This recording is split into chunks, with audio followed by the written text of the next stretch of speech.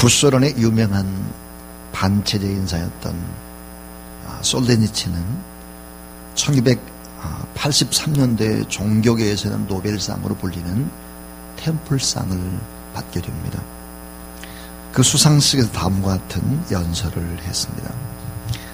왜 러시아는 지난 반세기 동안 6천만 명 이상의 인명을 처참하게 학살시켜야 했을까요?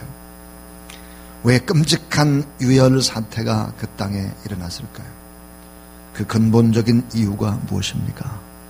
그것은 사람들이 하나님을 잊어버렸기 때문입니다. 찬란했던 러시아의 문화는 하나님을 믿을 때 일어났던 것입니다. 하나님을 버리고 말씀을 버렸기 때문에 본질적인 문제가 터진 것입니다. 이 솔제니슨의 이 분석은 참 정확한 분석이라고 생각을 합니다. 자, 창조주 하나님을 잊어버린 민족과 개인과 또 가정, 비극의 역사가 찾아온다라고 하는 것이죠. 솔제니슨은 연설에서 이런 내용을 덧붙입니다. 어린 시절 러시아 공산혁명을 직접 경험을 했고 자신이 사랑했던 삼촌과 이웃과 그리고 한 시대를 풍미했던 유명한 인사들이 끌려가서 처형되는 장면을 두 눈으로 똑똑히 목도했다. 온 나라가 공포의 분위기, 아수라장 아비규환의 모습을 온몸으로 체험했다고 했습니다. 그리고 끔찍한 처형의 장면, 그리고 어른들이 남겼던 그 말을 잊을 수가 없다고 했습니다.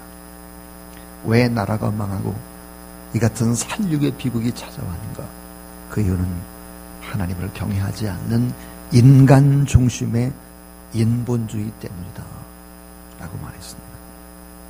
여러분, 오늘 21세기의 비극은 무엇일까요? 우리 한국은 왜 점점점 어려움의 미궁으로 빠져들까요?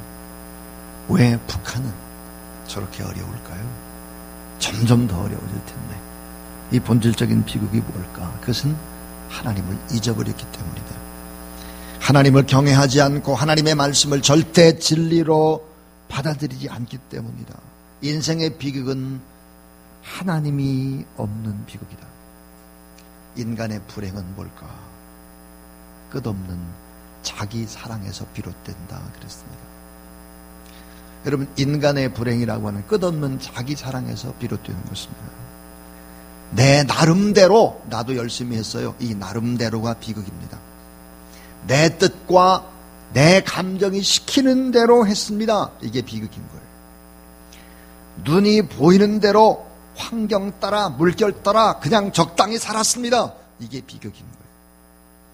인간 중심, 하나님이 없는 인간이 높임받고 바로 나 중심이라고 하는 것이 비극에 비극을 낳는다라고 하는 것이죠.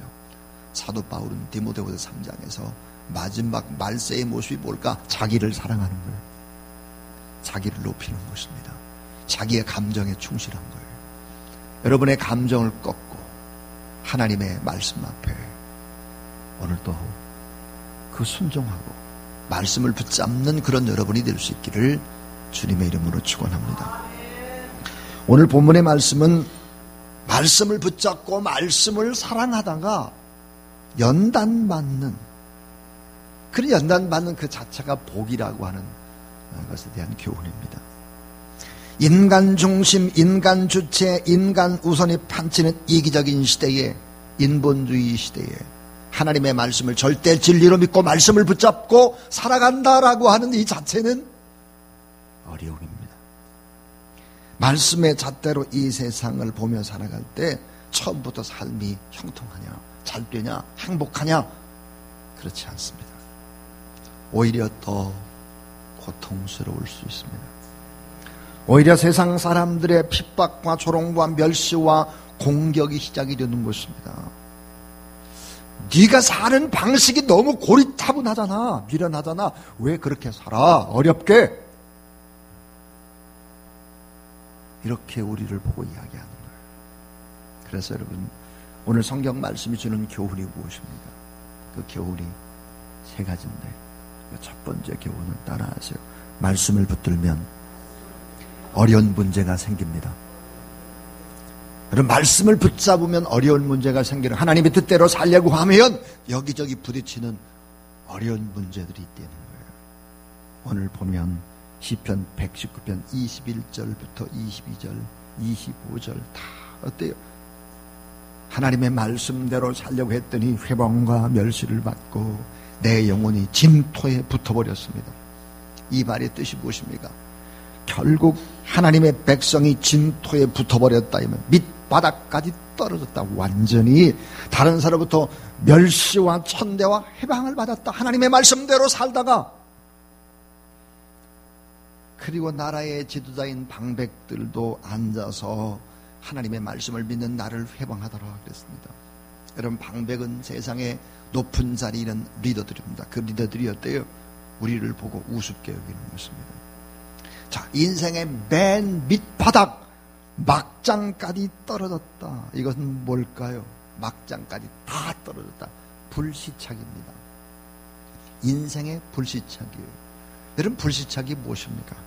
비행기가 공항에 착륙을 할 때 이 비행기 바퀴가 이렇게 옆으로서 나와야 되는데 이게 잘 안 나왔어. 착륙이 잘 안 돼가지고 그냥 불시착하는 거죠. 땅에 추락을 하는 것입니다. 하나님의 말씀대로 살려고 했더니 완전 땅에 추락을 해버렸다. 자, 여러분, 요셉이 그랬죠. 다윗이 그랬습니다. 사도 바울도 그랬습니다. 하나님의 아들 예수 그리스도의 삶도 그랬습니다. 인생의 불시착을 경험한 사람들이죠. 근데 이 사람들이 진토에 처박히는 것으로 인생이 끝나지를 않았다라고 하는 거예요. 왜? 하나님의 말씀을 붙잡았는데 불시착한 것 같았는데 그것으로 끝나지 않았다 하는 것입니다. 여러분, 불의와 불법이 난무하는 세상에서 말씀대로 산다는 것은 무엇으로 의미할까요? 질서와 도덕이 무너지는 시대 속에서 하나님의 말씀을 붙잡고 인생을 산다는 것은 무엇을 의미할까? 돈이 최고고 명예와 권력이 판치는 세상 속에서 뇌물을 주고 좋은 게 좋다고 적당적당에 살아가는 시대 속에서 올곧게 말씀을 붙잡고 살아간다, 그 자체는 어려움에 틀림이 없습니다. 말씀을 붙들고 살면 어려운 문제가 생깁니다. 손해를 보는 것이죠. 여기저기에서 고통을 받습니다. 여러분, 세상 사람들의 눈에는 말씀을 붙잡고 살아가는 사람들을 바라볼 때, 오늘 우리를 바라볼 때 세상 사람들은 어떻게 볼까요?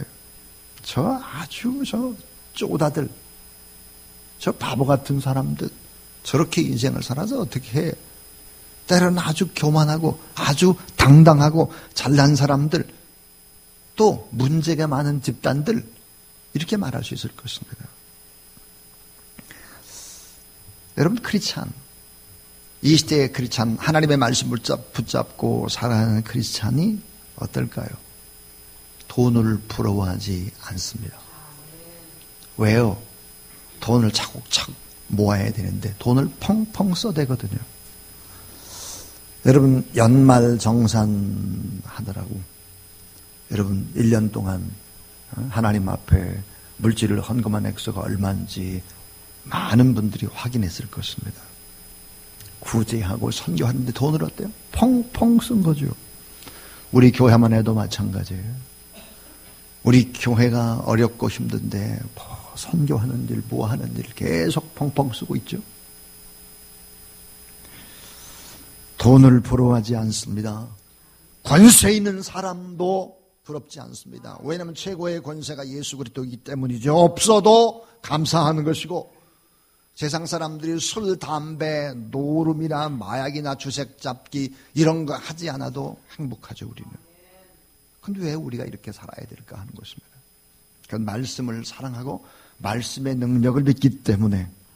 하나님의 말씀은 무엇입니까? 인생의 맨 밑바닥에서든지 얼마든지 일으킬 수 있고, 하나님의 말씀의 능력은 바다를 가를 수도 있고 여리고성을 무너뜨릴 수도 있고 태양을 머물게 할 수도 있고 길 없는 곳도 사막의 길을 낼 수 있고 창조의 능력이 있다는 사실을 믿으시기 바랍니다. 오늘 이 시간도 치유되고 회복되고 하나님이 더 없어도 자유롭게, 없어도 자족하고, 누림이 없어도 행복하고, 오히려 고난의 자리로 들어가게 하고 다른 사람이 잘 되는 것을 바라보며 박수를 쳐주는 사람들, 이런 사람들의 끝이 어떨 것 같습니까? 결국은 잘 되고 하나님을 사랑해 사는 모든 일들은 따라서 합력해서 선이 될 것입니다. 자, 이런 말씀을 붙잡을 때 어려움이 있다는 거예요. 오늘 이 본문은 그래요. 두 번째, 따라서 말씀을 붙들려면 믿음의 눈이 필요합니다. 그렇습니다.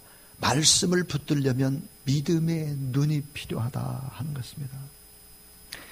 오늘 시편 119편 18절에 보니까 내 눈을 열어서 율법, 주의 법에 기한 것을 보게 하소서 그랬거든요. 내 눈을 열어서. 우리 몸에 여러분 많은 지체가 있는데, 그런데 이 지체들은 모두가 우리의 생명을 유지하는 데 요긴한 것들입니다. 이 많은 지체들은 생명을 유지하고 현상을 유지하는 데 중요하죠. 그러나 외적인 모든 것들을 판단하는 것은 눈입니다. 눈. 여러분, 눈은 우리의 몸에서 빛을 흡수하는 유일한 기관입니다. 자, 우리 몸에서 빛을 흡수하는 유일한 기관이 눈인데, 이 마찬가지로 이 세상에서 사람들이 붙들고 있는 것들은 육체적인 생명을 유지하고 현상을 유지하는 것, 그것이 참 중요합니다. 그래서 다 판단을 뭘로 할까? 세상 사람들은 눈으로 하는 것입니다. 눈이 좋으면 다 좋은 거예요. 눈이죠. 그래서 안목의 정욕입니다. 그런데 여러분, 이 전 세계 보이지 않는 것이라든지 이런 모든 것들을 아우를 때 전체적인 세계를 바라보려면, 정확히 보려면 하나님의 말씀을 붙들 수 있어야 되는데, 그 하나님의 말씀을 무엇으로 볼까? 믿음의 눈으로 보라. 세상적인 사람들은 육신의 눈으로 현상을 바라보기 때문에 새로운 모험을 하려고 하지 않아요.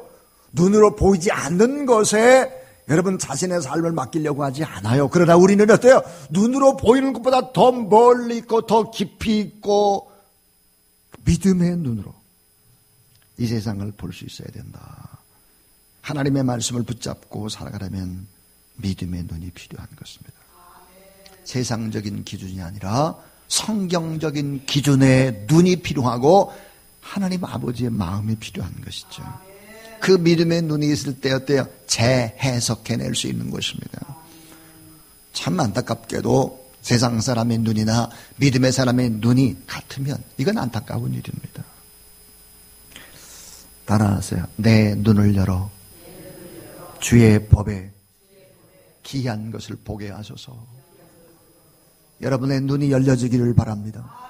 주의 법에 기이한 것을 보기를 원합니다. 세상 사람들이 보지 않는 더 아름다운 나라, 아름다운 세계, 참 행복과 자유함을 바라보는 마음의 눈, 믿음의 눈을 소유하는 여러분 될 수 있기를 바랍니다. 자, 오늘 시편 119편 32절에서 따라 주께서 내 마음을 넓히시오면, 에베소 1장 18절 19절에 보니까 너의 마음 눈을 밝히사 그랬습니다. 마음의 눈이 열려질 때 부르심의 소망이 무엇이며 성도 안에 그 기업의 풍성과 영광이 무엇인지를 알게 된다 그랬어요. 마음의 눈, 믿음의 눈이 필요하다. 여러분, 아담은 범죄한 후에 믿음의 눈을 잃어버렸습니다. 마음의 눈, 하나님이 주시는 그 아름다운 감각을 잃어버렸어요. 그래서 하나님과의 단절이 왔죠. 진리의 말씀을 깨닫지 못합니다. 그 결과는 어때요? 실낙원입니다. 행복한 동산에서 쫓겨나는 것입니다. 그리고 어때요? 가시와 엉겅퀴를 내고 노동을 해도 행복이 없습니다.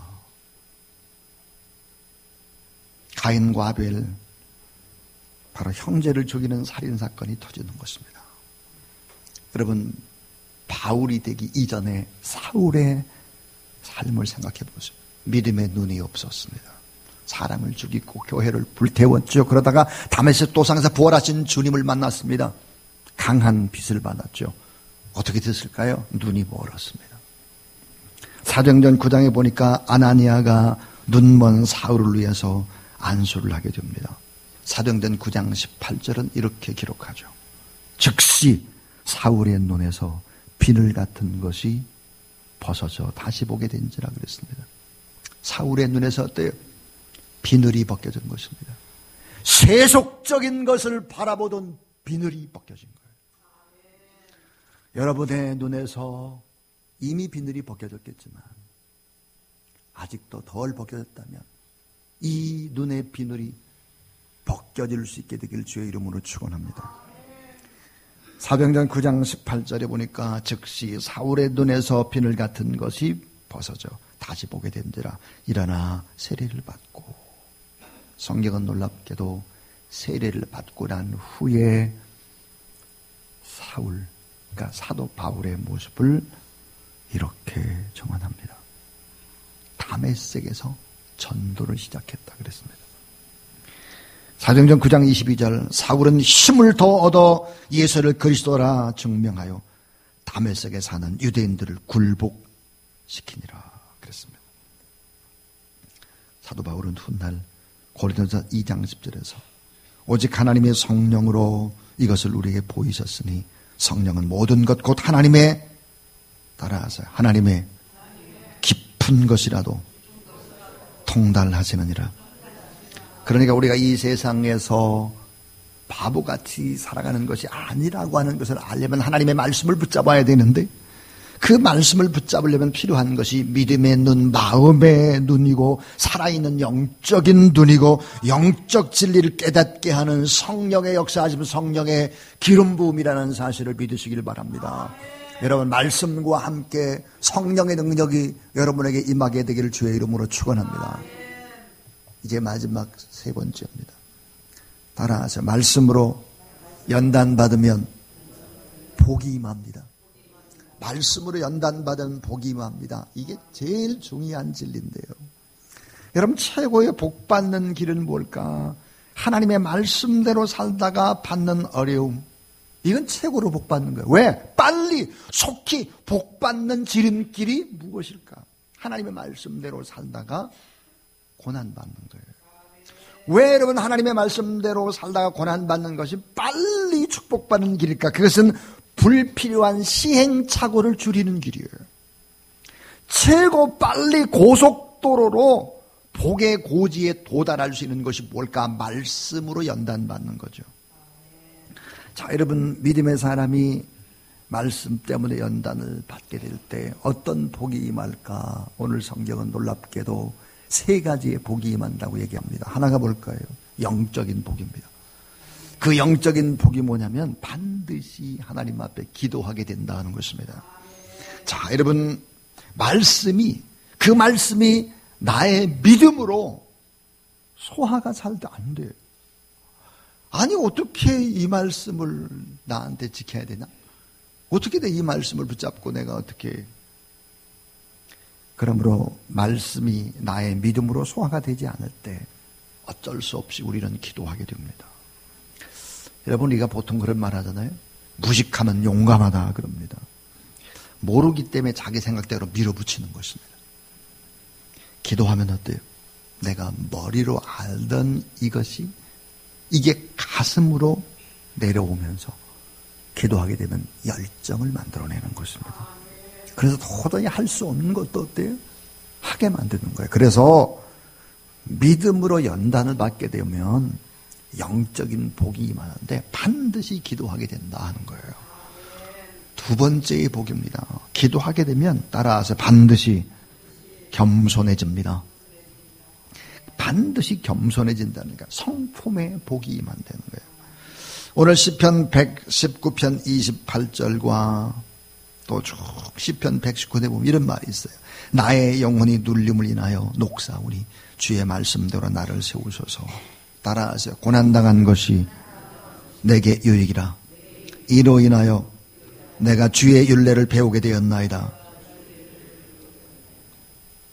따라하세요. 고난당하기 전에는 내가 그릇 행하였더니 이제는 주의 말씀을 지키나이다. 어떻습니까? 하나님 앞에 연단 받으니까 겸손해지는 거예요. 여러분, 겸손해지지 않았는데 어떻게 하나님이 씁니까? 그 사람을 쓸 수 없습니다. 최고의 덕목이 겸손이다. 둘째로 중요한 것도 겸손이다. 셋째로 중요한 것도 겸손이다. 어거스틴이 그렇게 말했습니다.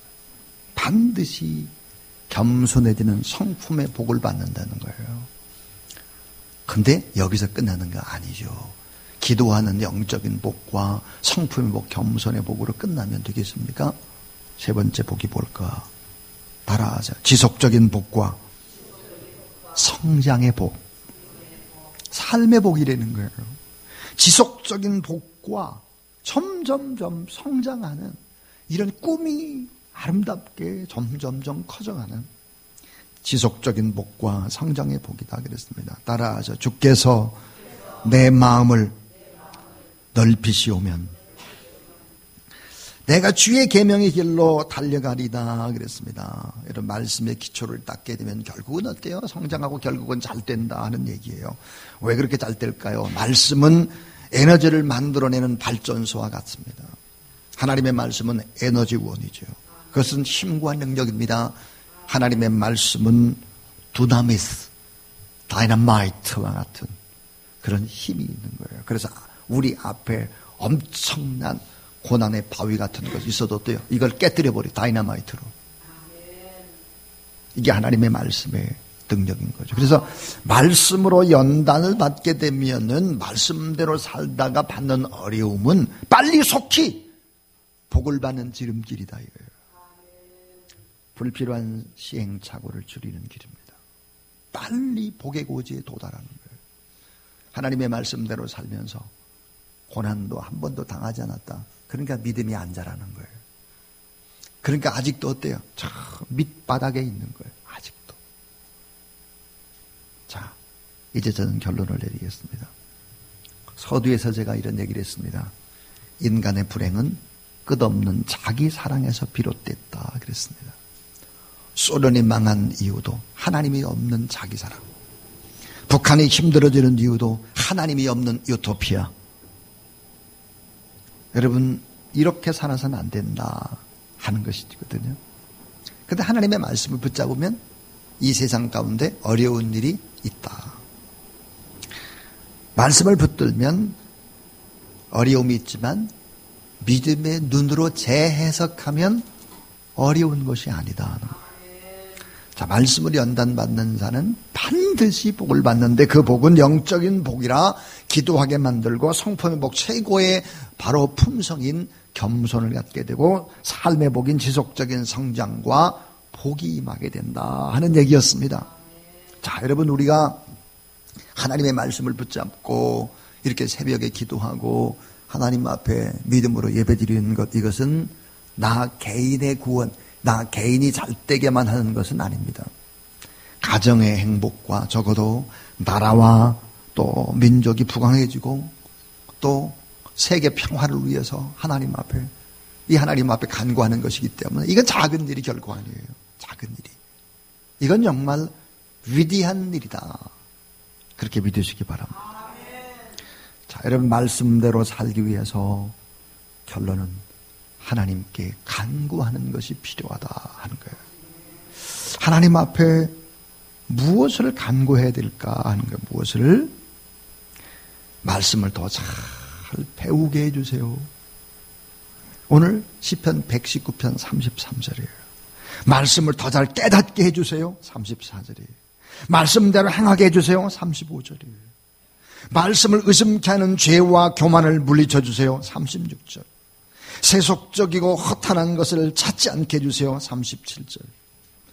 악한 시험에서 벗어나게 해주세요. 39절입니다.